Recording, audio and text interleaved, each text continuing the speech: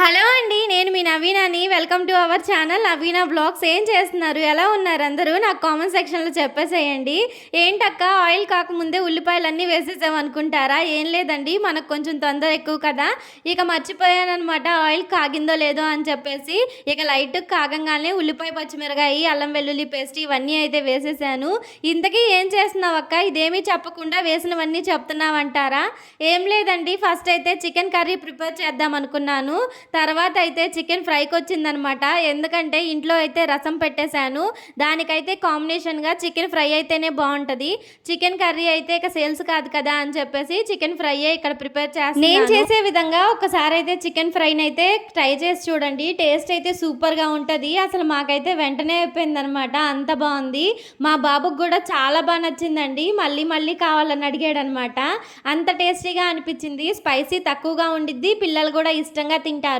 పైనేంటంటే మనకు కొంచెం హార్డ్‌గా ఉంటది. లోపలైతే సాఫ్ట్‌గా ఉంటదనమాట.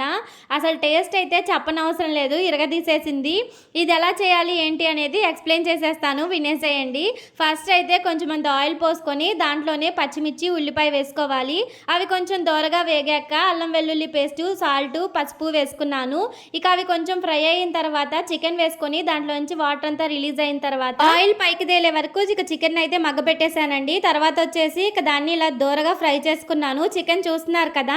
ఈ విధంగా గోల్డెన్ కలర్‌లోకి వచ్చాక దాంట్లో కొంచెం అన్ని జీడిపప్పు అయితే యాడ్ చేసేసుకున్నాను. ఆ జీడిపప్పు యాడ్ చేసుకున్న తర్వాత మొత్తం సిమ్ ఫ్లేమ్‌లోనే చేసుకున్నానండి. అప్పటిదాకా మీడియం ఫ్లేమ్‌లో అయితే రెడీ చేసుకున్నాను. తర్వాత కొంచెం అంత గరం మసాలా, తర్వాత చికెన్ మసాలా, కారం యాడ్ చేసుకున్నాను. ఇక సాల్ట్ సరిపోతే కొంచెం అంత సాల్ట్ కూడా యాడ్ చేసుకున్నాననమాట. టేస్ట్ అయితే చాలా బావుందండి. ఇవంతా సిమ్ ఫ్లేమ్‌లోనే అవ్వాలి. ఇక హై ఫ్లేమ్‌లో పెట్టామంటే అసలకే మాడిపోతది. ఇక టేస్ట్ విషయానికొస్తే మీరే ఒకసారి చేసుకొని కామెంట్ సెక్షన్‌లో చెప్పండి. ఎలా వచ్చింది ఏంటి అని చెప్పేసి.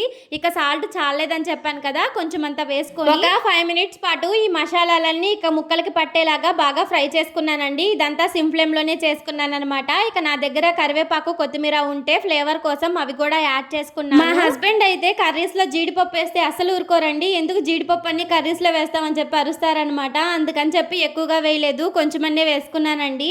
ఇక వేసిన తర్వాత అనిపించింది ఇంకొంచెం వేసినా పోయేది. వీటిలో ఫ్రై అయిన జీడిపప్పు అయితే బావుందనిపించిందండి. మా హస్బెండ్ కూడా అదే అన్నారు. ఇంకొంచెం వేయొచ్చుగా అని చెప్పేసి.